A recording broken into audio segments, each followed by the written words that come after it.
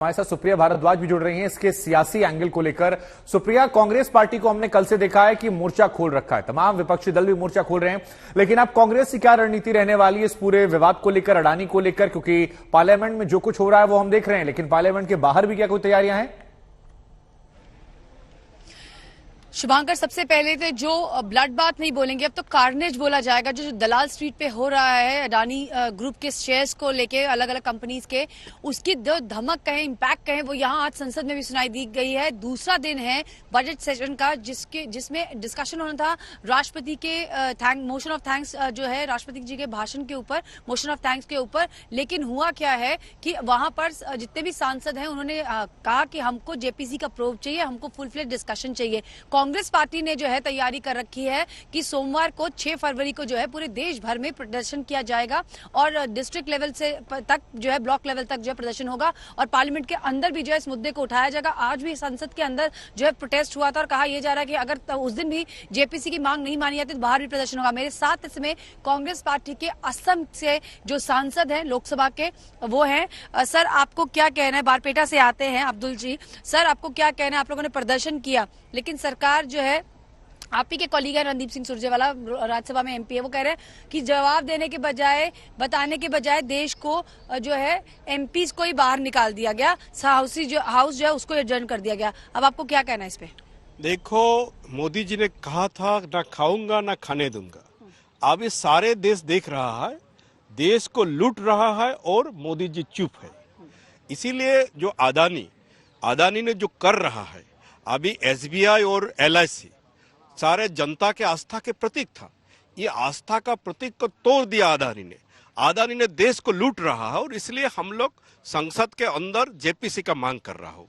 अगर सरकार का कोई डर नहीं है, मोदी जी का कोई डर नहीं है, मोदी जी अगर दुर्नीति का खिलाफ है, तब जेपीसी से क्यों डरते हैं? इसीलिए हम लोग लगातार जेपीसी का डिमांड उठाते रहा हूं, जेपीसी का मांग उठाते रहूं और उठाते रहेंगे। अभी तो आज जो है हाउस एडजर्न हो गया 2 बजे तक के लिए, लेकिन क्या आप अपना प्रदर्शन अंदर हाउस में जारी रखेंगे? 2 बजे दोबारा उठाएंगे।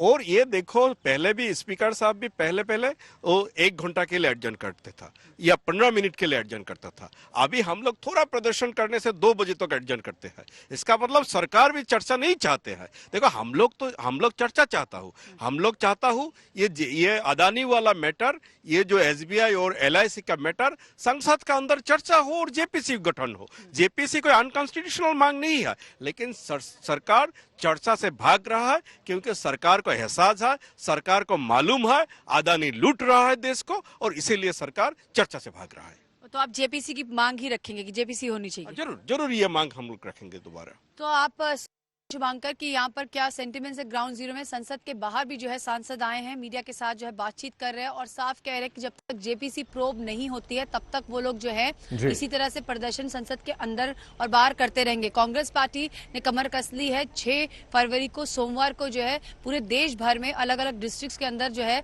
एलआईसी और एसबीआई की जहां जहां भी ब्रांचेस है वहां पे पार्टी के नेता जो है वो लोग प्रदर्शन करेंगे और संसद के अंदर एक बार फिर जो है वो मांग जो है बहस को और जेपीसी की मांग जो है दोनों है।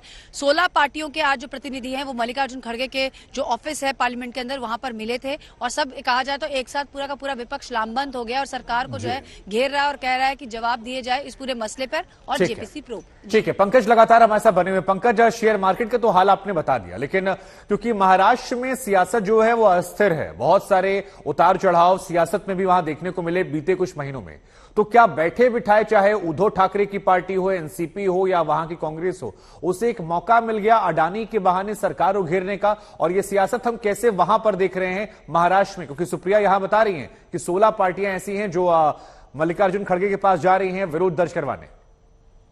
वो कहते हैं ना ऑपोजिशन को फॉर्डर मिलना, तो फिर अब ये तो बिल्कुल बैठे बिठाए वाली बात हो गई है कि ऑपोजिशन के हाथों में बिल्कुल फॉर्डर मिल गया है, जिससे अब वो सरकार की तरफ इशारा करने वाली है। अब जाहिर सी बात है, ये मुद्दा ऐसा है कि कोई नया नहीं है।